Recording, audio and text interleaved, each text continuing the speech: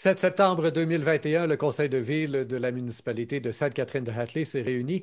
Nous avons dans cette première portion d'entrevue du suivi de conseil de ville une entrevue exclusive, on pourrait dire, avec la nouvelle directrice générale de la municipalité, Mme Josiane Hudon.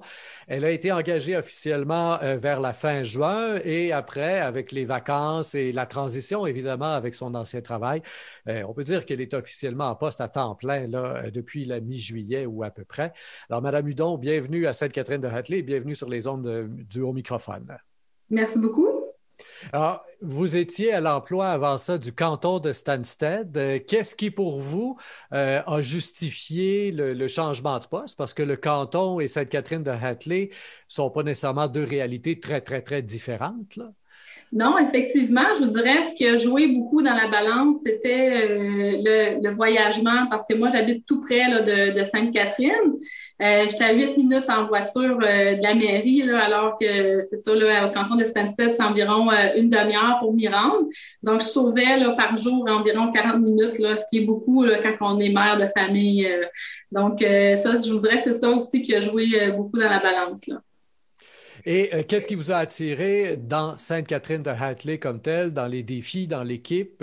Parce qu'au-delà du voyagement, j'imagine qu'il y a quand même votre propre choix, là. Et on entend parler des villes autour. Vous connaissiez peut-être déjà Sainte-Catherine de réputation ou? Oui, oui, c'est sûr que je connaissais Sainte-Catherine, évidemment, de réputation, c'est assez connu. Puis moi, étant native de Sherbrooke, je connais quand même bien le coin, les environs.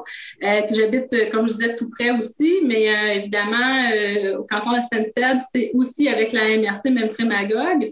Donc, Sainte-Catherine, tu sais, je connaissais aussi la municipalité via la MRC, c'est la même MRC. Je vous dirais, donc, c'est sûr, comme je dis, c'est sûr qu'étant natif de Sherbrooke, c'est difficile de ne pas connaître Sainte-Catherine aussi, là. Le background que vous avez, est-ce que vous avez une spécialité là, parce que évidemment le métier de directrice générale est très diversifié. Des fois, on est plus calé dans un domaine que dans un autre. Oui, ben en fait, moi, je suis avocate de formation. J'ai fait mes études en droit à l'Université de Sherbrooke. Par contre, j'ai jamais pratiqué là, dans le milieu. Mais c'est vraiment dans le municipal là, que j'ai trouvé mon compte là, au niveau de l'aspect juridique. C'est sûr qu'on est appelé souvent là, bon, à interpréter des lois, des règlements, surtout côté greffe, tout ce qui est rédaction de contrats, procès-verbaux, appels d'offres, tout ce volet-là fait partie quand même du volet plus juridique. Donc, c'est sûr que ma formation d'avocate m'aide un peu à tous les jours dans ce métier-là, même si je pratique pas comme tel. Donc, c'est ça, là, moi, c'est un peu ça mon background. Puis, à la suite de ça, après mes études, j'ai décidé de ne pas pratiquer. Choix purement personnel. Je vous dirais que c'était surtout le fait que je voulais demeurer en région.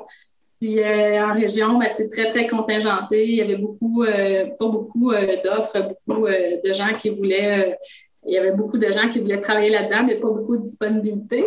J'ai décidé d'aller plutôt dans le parajuridique, si on peut dire comme ça. Donc, ça fait environ 12 ans là, que je suis dans le municipal, là, si on compte mon autre emploi à la ville de Stansted avant. Et en arrivant à Sainte-Catherine-de-Hatley, bon, quels sont les grands défis là, auxquels vous devez vous attaquer assez rapidement? Est-ce qu'il y a eu des dossiers majeurs là, à prendre en main assez vite? Je vous dirais, en ce moment, ben, quand je suis arrivée, non. Il y avait évidemment les gros travaux qui étaient déjà commencés pour notre atelier du ruisseau et de la rivière. Mais c'était quand même beaucoup entamé. Alors, ça a été simplement là, de continuer, là, de poursuivre le dossier déjà entamé. Sinon, comme gros dossier, ben, comme vous le savez, il y a les élections municipales qui s'en viennent à grands pas. Donc, juste ça, c'est quand même un gros morceau, comme on dit, en guillemets.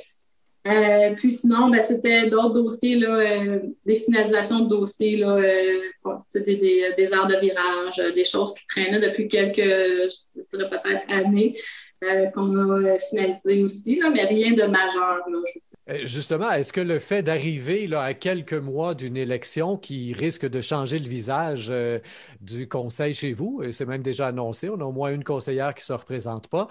Donc, est-ce que le fait d'arriver à ce moment-ci, pour vous, vous le voyez comme un avantage, un inconvénient ou Honnêtement, Je suis un peu indifférente par rapport à ça parce que je dirais que c'est plus quelque chose qui peut qui peut impacter un DG qui est longtemps en place.